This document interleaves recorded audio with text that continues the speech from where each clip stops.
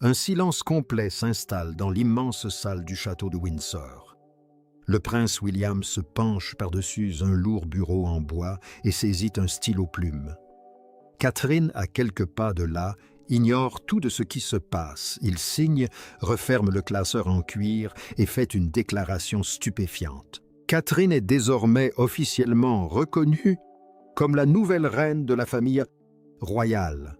Il ne s'agit pas d'un titre symbolique en attendant le trône, mais d'un transfert immédiat et massif de l'autorité familiale absolue.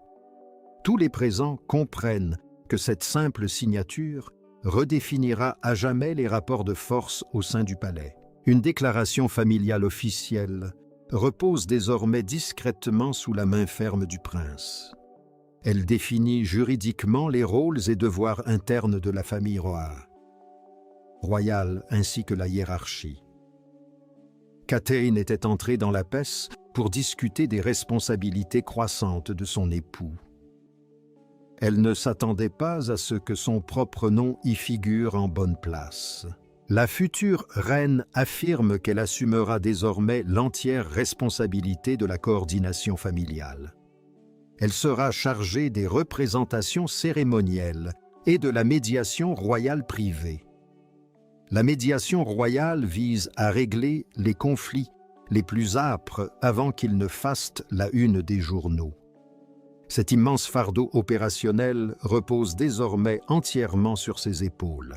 William la voit se décomposer et en ressent presque aussitôt le poids. Il ne l'avait pas prévenue, car il craignait profondément son refus. Ce refus ne serait pas un signe de faiblesse, mais un profond respect pour sa famille. Instinctivement, elle voudrait protéger ceux que cette décision soudaine blesserait inévitablement. William affirme discrètement que la monarchie britannique a désespérément besoin de sa reine dans ce moment. Ces mots lui confèrent juridiquement une autorité réelle et incontestable. Le document lui accorde une préséance absolue sur toutes les décisions familiales internes. Le roi Charles a été pleinement informé, mais le monarque régnant ne l'a pas signé. Cette absence flagrante sur le papier épais est lourde de sens pour tous les spectateurs. L'assistance se demande si le monarque accepte réellement cette manœuvre audacieuse. William tourne lentement le dossier en cuir sombre vers son épouse stupéfaite. Soudain, les grandes portes en bois s'ouvrent avant même qu'elle n'ait touché le papier. La reine Camilla entre seule dans la pièce, sans aucun membre de son personnel. Son visage est impassible et sa démarche mesurée.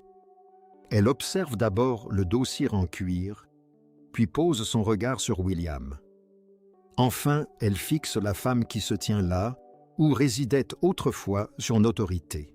Elle comprend instantanément qu'on lui a arraché quelque chose d'essentiel aujourd'hui.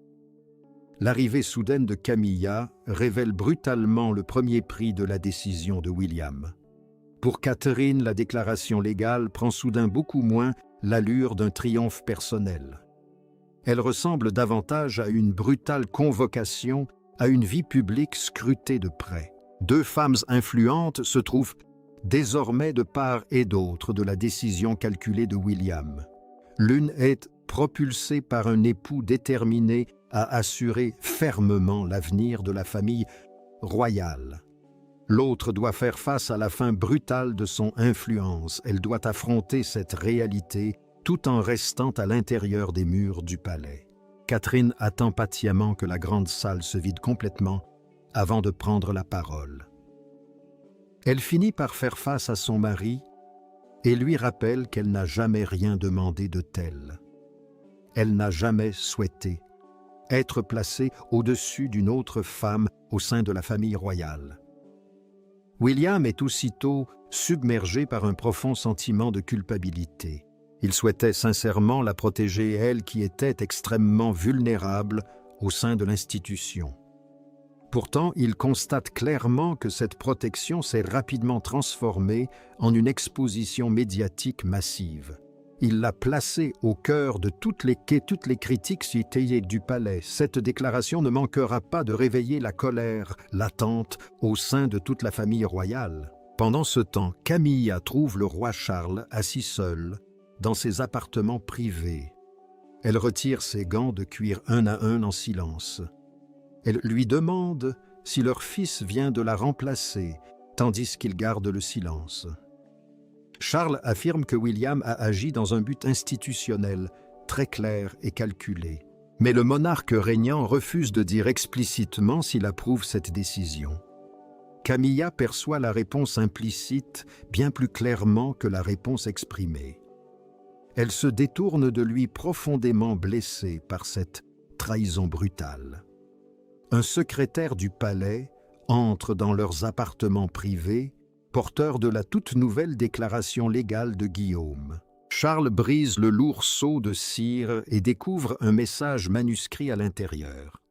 Le texte indique simplement que cette action énergique s'est avérée nécessaire après Sandringham. La véritable réponse se cache derrière ce simple mot « géographique ». Derrière se dissimule l'incident très personnel qui a poussé William à agir sans hésitation. 3 mois plus tôt, une cérémonie familiale officielle à Sandringham avait tourné au fiasco. Catherine avait été profondément humiliée devant le personnel de la maison royale. Charles était resté muet comme une carpe, tandis que se déroulait sous ses yeux ce cruel événement. William, quant à lui, était convaincu que l'ancien équilibre des pouvoirs était définitivement révolu. Charles avait personnellement demandé à Catherine de prononcer l'important discours familial pour les fêtes. Camilla l'a approché quelques minutes seulement avant le début prévu de la cérémonie. Elle a fermement fermé la lourde porte et a expliqué que le discours était officiellement réattribué. La reine consort a averti que se présenter trop tôt risquait de semer la confusion dans l'opinion publique. Catherine ne haussa pas la voix et ne tenta pas de répliquer. D'une main incroyablement ferme, elle plia simplement les feuilles de son discours préparé. Elle déposa discrètement l'épaisse feuille de papier sur une table d'appoint en bois. William la vit quitter la pièce par hasard à distance respectable. Il avait remarqué combien elle maîtrisait ses émotions cet après-midi-là.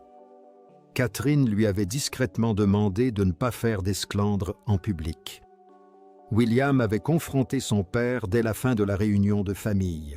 Charles avait refusé de revenir sur sa décision, car cela aurait profondément embarrassé Camilla.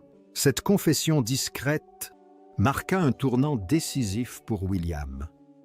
Il avait enfin la preuve que l'harmonie du palais avait un prix exorbitant pour sa femme. Il retourna dans la pièce vide où Catherine avait prononcé son discours. Avant de quitter la résidence d'hiver, il se fit une promesse inébranlable. Il ne permettrait plus jamais que le rôle essentiel de Catherine soit arbitrairement minimisé. Il refusait de la sacrifier pour protéger l'orgueil fragile et injustifié d'autrui. Sandringham donna officiellement à William la raison irréfutable de riposter enfin avec force. Il fouilla profondément dans les règles royales et découvrit une faille juridique oubliée. Sa déclaration reposait entièrement sur une clause de gouvernance familiale extrêmement obscure. Cette règle précise définissait l'organisation juridique du pouvoir royal interne. Elle s'appliquait notamment lors de périodes de transition institutionnelle complexes et de changement de pouvoir. Le monarque lui-même avait discrètement approuvé cette clause des années auparavant. Lorsque Charles confronta William au sujet de cette déclaration, la colère transparaissait dans chacune de ses paroles. William ne recula pas d'un pas face à son père furieux. Il l'accusa de confondre un silence terrifié avec une réelle stabilité institutionnelle. Charles réalisa peu à peu que Catherine ne s'était jamais plainte auprès de lui de la cruauté de Sandringham, Son silence lâche n'avait absolument pas préservé la paix du palais. Il n'avait fait que masquer une profonde blessure jusqu'à ce que William prenne enfin une décision. Charles se sentait complètement pris au dépourvu par ses propres plans d'urgence, pourtant minutieux. Il n'aurait jamais imaginé que son fils invoquerait cette clause avant de mourir. De retour dans ses appartements privés, Camilla prend conscience de la réalité du nouvel ordre. Le nom de Catherine figure désormais officiellement juste au-dessus de son titre royal. Aucune couronne ne lui a été arrachée de force aujourd'hui. Pourtant, le message qu'elle reçoit est on ne peut plus clair. Camilla demande discrètement à Catherine de s'entretenir seule avec elle le lendemain. Elle ne veut ni mari ni secrétaire au palais, et surtout, aucune condition stricte. Elle a absolument besoin de savoir comment cette nouvelle autorité fonctionnera concrètement. Sera-t-elle utilisée pour guider la famille ou pour punir les anciens ennemis? Pour la première fois depuis la déclaration, elles se retrouvent seules face à face. Camilla reconnaît ouvertement l'immense discipline de Catherine et ses longues années de loyaux services.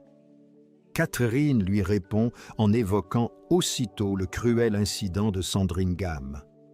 Elle affirme que le discours réattribué a prouvé à ses enfants que le travail acharné ne mène à rien. Elle n'acceptera jamais qu'un système enseigne cette leçon toxique à la génération suivante. Camilla admet qu'une peur profonde l'a totalement guidée ce jour d'hiver-là.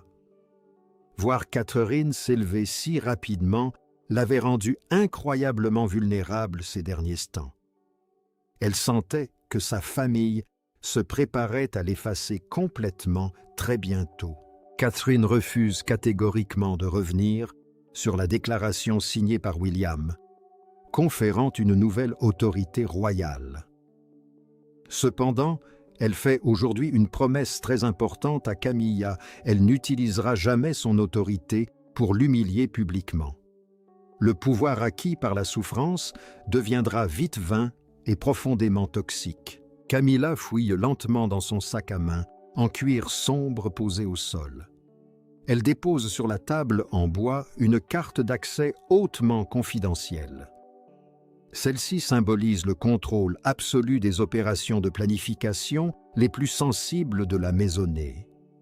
Elle dit à Catherine de faire un meilleur usage de ce pouvoir qu'elle ne l'a fait. Au lever du soleil, la déclaration n'est plus une affaire de famille privée. Les chaînes de télévision interrompent immédiatement leur programme pour diffuser l'information capitale. Buckingham Palace publie son communiqué officiel, soigneusement rédigé juste après l'aube. Ce texte reconnaît officiellement Catherine comme la figure féminine centrale de la famille royale. William sait que les mots écrits ne peuvent à eux seuls influencer entièrement la perception du public. Il s'apprête à apparaître au balcon aux côtés de Catherine et de son père. Il sait qu'un seul geste décidera de tout pour l'opinion publique. Les 4 membres les plus importants de la famille royale s'avancent ensemble simultanément dans la lumière éclatante du jour. Charles marque une brève pause et invite Catherine à le suivre d'un geste respectueux. Camilla reste près de son époux et hoche la tête avec une grande retenue. Catherine tend la main vers William au lieu d'avancer seule. Elle refuse de franchir ce seuil si symbolique sans son mari aujourd'hui. Ce simple geste unit apaise instantanément le tumulte public qui se déroulait à l'extérieur. Lorsque les lourdes portes du palais se referment enfin, la vérité éclate au grand jour. Guillaume a reconnu officiellement le lourd fardeau qu'elle a porté en silence depuis toujours. Il lui a demandé de le porter ouvertement à partir de cet instant précis. Catherine n'est pas devenue reine par un acte officiel. Elle n'a pas acquis ce titre parce que Guillaume l'a couronnée. Elle est devenue reine, parce que le pouvoir absolu est enfin entré entre ses mains. Elle a délibérément choisi la guérison profonde plutôt qu'une vengeance personnelle mesquine et amère.